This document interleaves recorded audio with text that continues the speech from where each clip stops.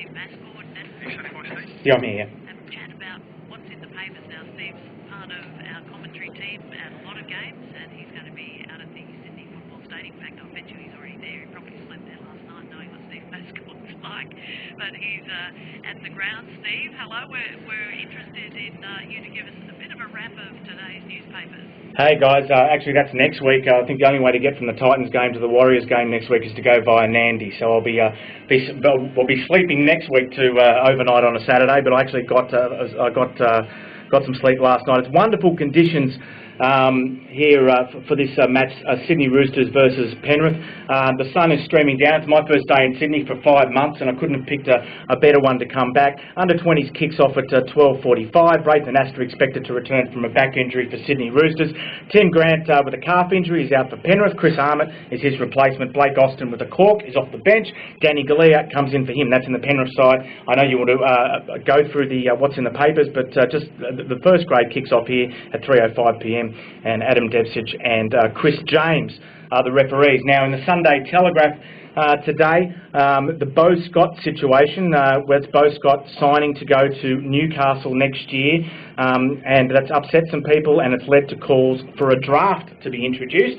Been a dirty word in rugby league for about 10 years, but Shane Richardson from South Sydney is one of the people who says he wants to, he's at the next CEO's meeting, he's going to call for a subcommittee to discuss the possibility of reintroducing the draft, and we're going to be talking to Shane Richardson during the program before the kick-off in that first game today, which is, of course, as you mentioned, Debbie, Cronulla versus Newcastle. The Sun Herald saying that South Sydney are chasing Daly Cherry Evans, so maybe we can ask Richo about that as well. And there's a big story in the Sunday Mail, a big spread about the Western Corridor NRL bid.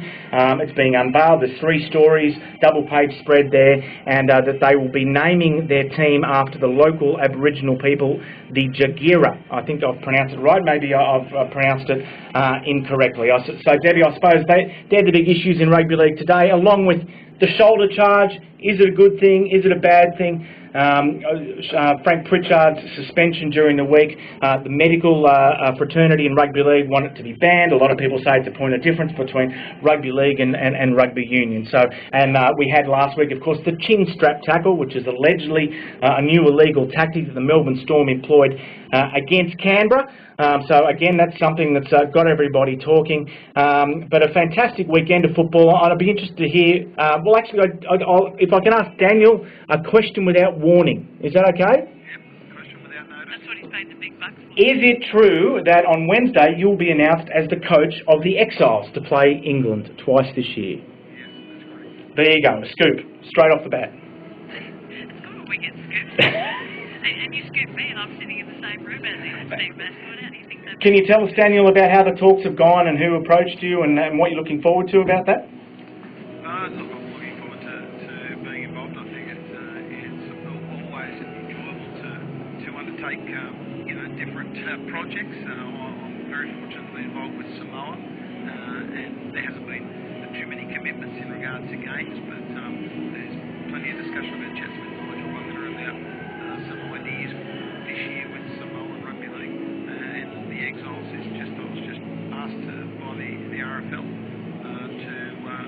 to undertake it because Bluey McLennan was the coach last year. He's obviously got the Warriors, so there was a vacancy, and away we go.